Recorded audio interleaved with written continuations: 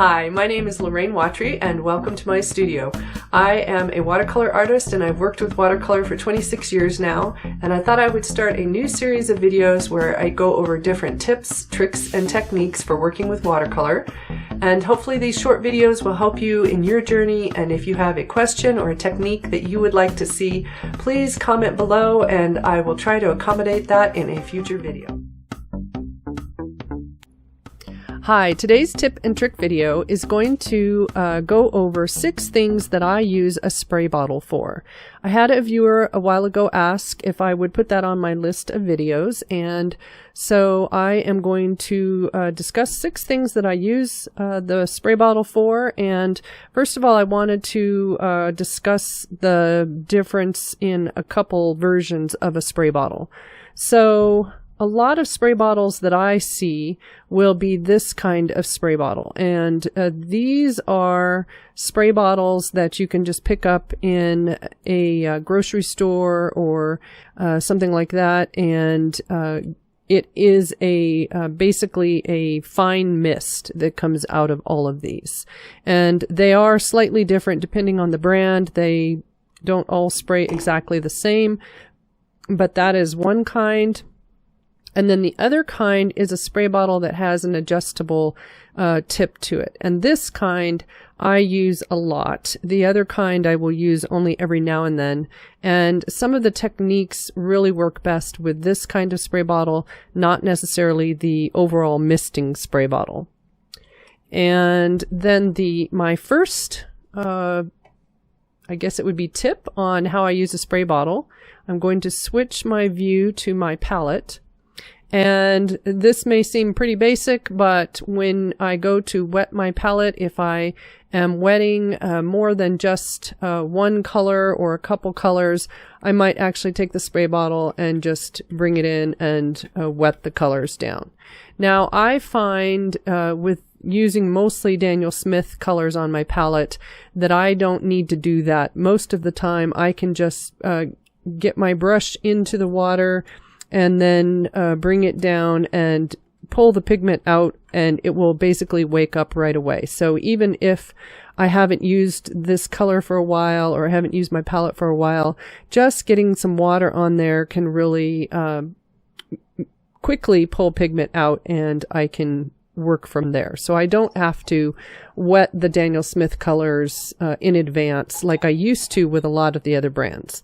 Now, I don't have just Daniel Smith. I do also have some Holbein pigments on my palette, and that's a couple here, and I think there's a couple on this side because I can't get that particular color in Daniel Smith, or there's a couple reasons why that I may have switched to some Holbein in a couple places. So that is my number one quick tip on using a spray bottle to wet your palette. And now I'm going to switch my camera back. And I have set up a page with some different techniques that I use a spray bottle with. And the first one, I actually need to put some paint on here and not spray anything just yet. So this needs to dry before I can do anything with it. So I am going to pull out, I will use ultramarine blue and some burnt sienna. This technique I have shown in other videos off and on, and it is a way that you can paint color on, let it dry, and then come back later, and with using droplets from your spray bottle, you can lift to get some texture. So you could use this for rocks, you could use this in foliage to give some depth and make it feel like there's lighter and darker areas because of using the spray bottle to lift. Alright, so I have pulled out the burnt sienna, and I have some ultramarine blue mixing together over here, and I am just going to make a rock-like shape, not trying to be too exact with this or make an exact image, but just quickly put some color on. And I find that certain colors that are if they're darker, if it's a darker mix, when you're trying to do this technique, and also if they're not staining, that this technique works better. So if it's a lighter mix, it can be harder to see or to see this technique. And if they're staining, then it's harder to lift them. So then I will let that dry and go on to the next one. So for the spray, using the spray, so this would be, I'll use this as my number 2 tip, and then I'll come back to this one later. So my number 2 tip is to use the spray bottle to help you create foliage. And the first thing I'm going to do before I spray is come over and I will pull out, I think I'll use my Aureolin Hue, and that is a Holbein pigment. And then I will go get some cobalt so that I can have a variety of green to green blue or yellow in here. And this would be foliage maybe on a tree or a bush that I will be doing. So now that I have my colors out, I can spritz the paper, and I want to get both big and small droplets. And I think you might be able to see some on my hand, but there's both big and small, and I will often test before I spray just to make sure that my bottle is set up. And the other thing that you need to note on this is that I'm just barely pulling the trigger. I am not pulling, for instance, I'm not pulling all the way back to get a strong spray. I'm just doing a little touch with the trigger in order to get the variety of droplets. So I'm just going to spritz that on a little bit and get some variety in there. And then imagine maybe I'm looking at the edges of some foliage of a tree, and I'm going to use the water droplets to help grab my paint and create shapes. So I'm not necessarily looking for the water, but just to show you, there's a big puddle of water right here, and if I touch next to it, see how the pigment gets pulled in by the water and creates that shape. So I'm not having to imagine or create as random a shape as might happen, because the water wants to grab the pigment when it touches it, and it will help create both hard and soft edges. And the one thing you have to be careful with if you're doing this for some foliage is to not leave too many openings. See how it's really making interesting shapes when it grabs and then pulls it into an area. So you can get some really random looking forms and openings. Now, right here, there's a lot of little openings. And if I were doing this as part of a tree or something like that, I wouldn't necessarily want all of those, as I was saying. So I will often use a spray bottle to help me create some foliage of some kind. And you could probably use this for some other subject as well that has random edges. And it might just be for texture, depending on what you're painting. All right, and so I'm just going to finish this up. And I like to use the yellow with this technique because it will feel like the sun is hitting in that area, partly because of softer edges that get created here and there, and then also just that lighter value. And I'm using the tip of my brush to go around and create those sort of leaf type shapes. And this could be done in a couple layers. So you could do the first layer like this, let it dry, and then you could come back and do another layer if you would like. Now, if there are still too many openings once you've got some color on there, you could come back in and fill some of those in just a little bit if you would like to. But I tend to like to leave some of the whites because I want that feeling of kind of sparkle that you get from the white of the paper. And it can depend on what I'm painting as well. And I actually got a little bit of spray over here, and this is showing what happens, which I'm going to show here, when your paint is not quite dry and you get a little bit of water on it, which will create some blooms. So the rock that I was painting already has a little bit of texture on it because of that overspray when I sprayed this area. So I'm going to do that same thing here, and this will be my number 3 how to use a water bottle technique. And so the first thing I'm going to do is put some color down, and I'll just go ahead and use the same greeny yellow mix, and I'm literally just dabbing on some paint. I'm not trying to make anything specific with this. I'll go ahead and get a little bit more. Now, when you do this spray, you want to wait until the shine on the paper has started to disappear. So if it is still shiny like it is right now, and I'll lift my board, see how it's shining in the light? If it is still shiny like that, if you spritz it at this moment, usually what will happen is the water will first look like it's going to create a bloom, and then it will just disperse into the area around it because it's still wet enough that the moisture around it will basically absorb that water. So I will have to keep watching it for a few seconds, and then as it starts to dry a little bit more, then I can go back into that one.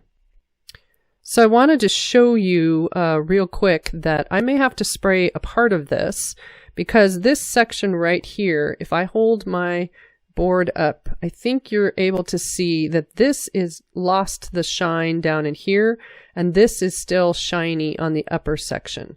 So when I tip my board, only this section is kind of shiny, and this lower piece has lost the shine. So what I will try to do is cover that upper section and just spray down in the lower part in order to get some of the spray on there, while if it's too dry, it's not going to work. So I need to do that now. And again, I just want little droplets, and I'm not really pulling very much on that. So I'll see if I can cover and just get a few droplets. And then as this starts to dry a little bit more, then I will spritz on there as well. So what this is doing is where this wetter area is, it's pushing against the drier paint. So anytime you have a bloom, it is generally, well, it is because one area is wetter than the area around it, and it wants to push and out against that drier area. And so these guys are creating blooms, and then as this, and it is starting to lose the shine. It's not completely there, but it's probably close enough. It's just a little shiny right up in there, but not as much here. So I think I will go ahead and spray that side. And we'll see what I get.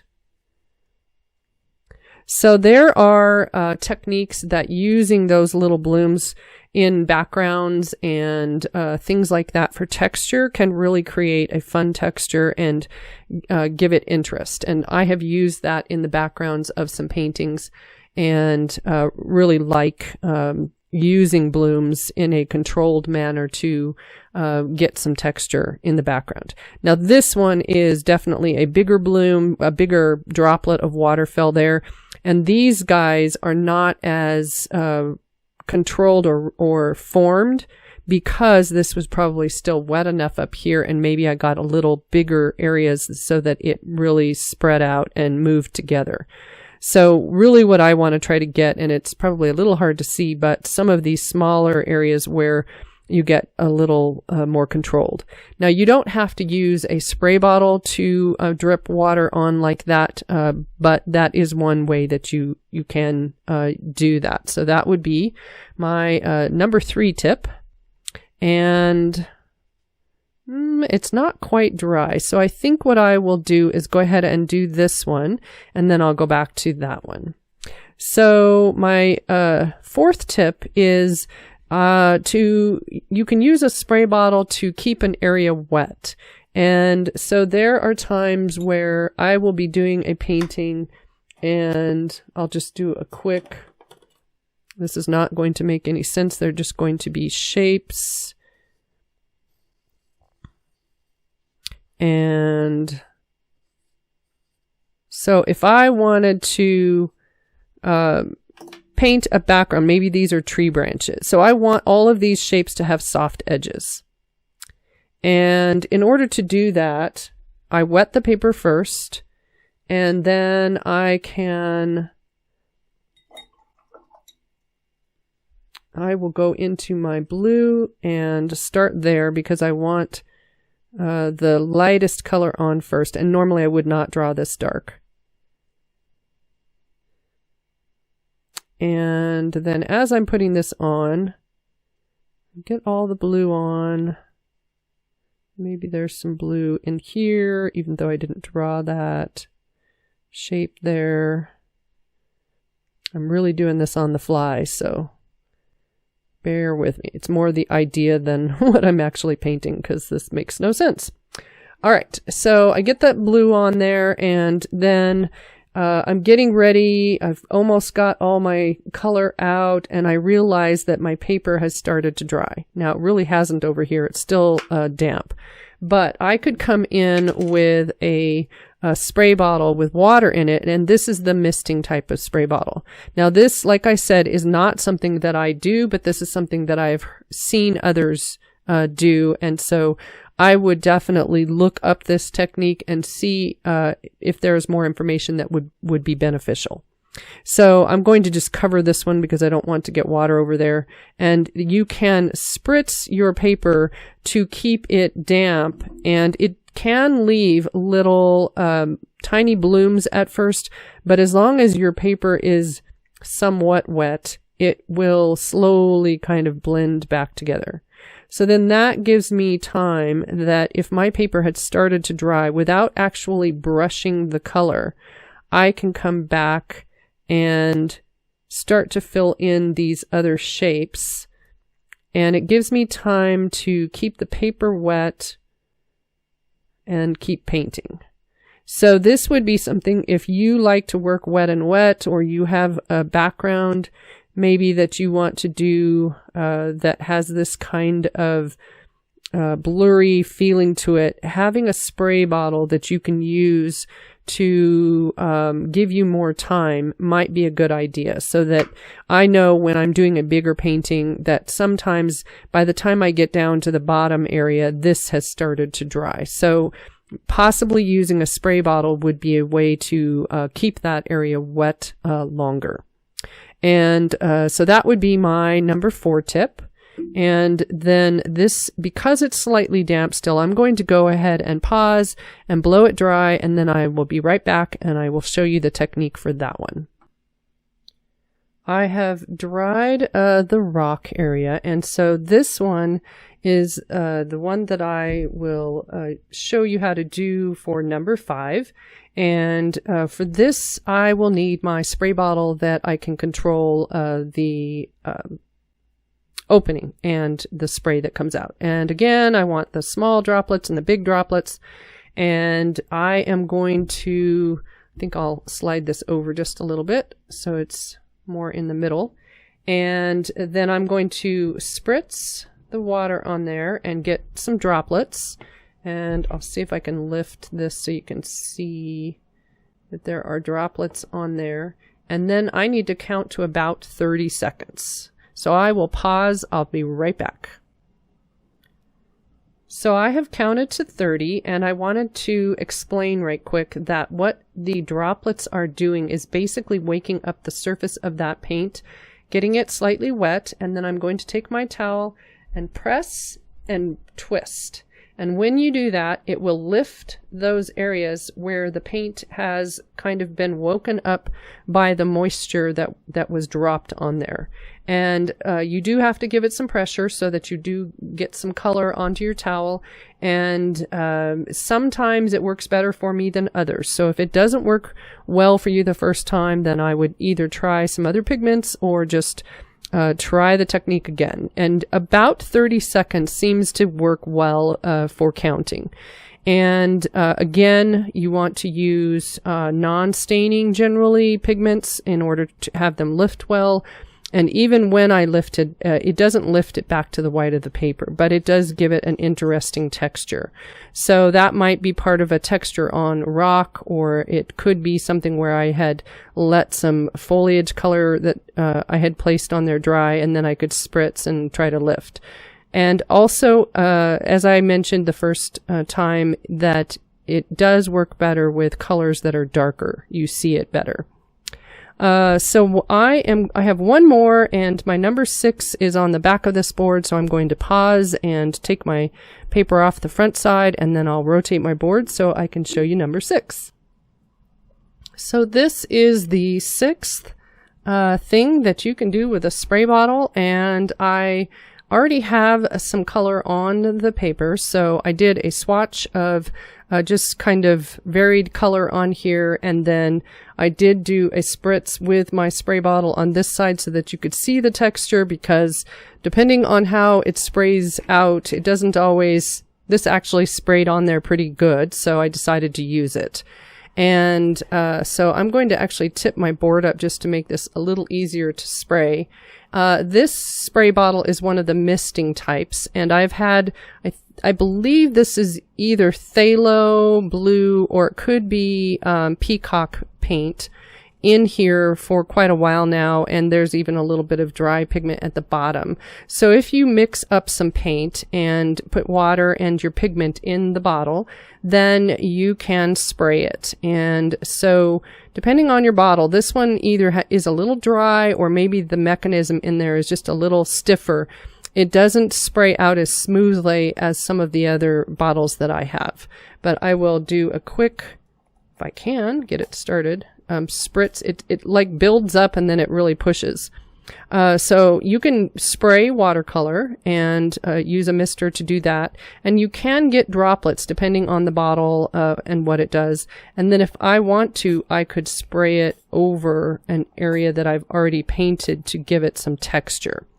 So that is a way that you can use a spray bottle for getting texture and building your values. And then this spray bottle is just a little smoother when I go to use it. And this has a mixture, I think it's New Gamboge that might be in here. And so I'm going to, actually it might be Quinn Gold. So I'll spritz that on there, and so you can see it's just a little smoother than the one that I was using before with the blue. And I could also use that over here as a way to change the values, and you can see it is kind of random. Maybe where the I'm getting an odd shape there, but if you were doing something that's a little more abstract, or you wanted a background with some value changes, that might work depending on what you're doing. So I think you kind of have to play with the spray bottle just to kind of figure out what it's going to do for you. And it may be that I just would need to take these apart and clean out anything that's in there, because there may be some old paint that is sitting in that tube in the spray bottle. So I hope that was interesting to see the 6 techniques that you can do with a spray bottle, whether it is a misting spray bottle or one where you can control the spray that's coming out of it. And I will place one of my paintings at the end of the video that I used some of the number 3 technique, the spray for blooms, in the background of that one. And if you have a tip, trick, or technique video that you would like to see, please comment below and I will add that to my list. And I appreciate your viewing. And if you would like to see any of my class listings or anything on my website, it is LorraineWatryStudio.com. Thank you and have a good day. Bye.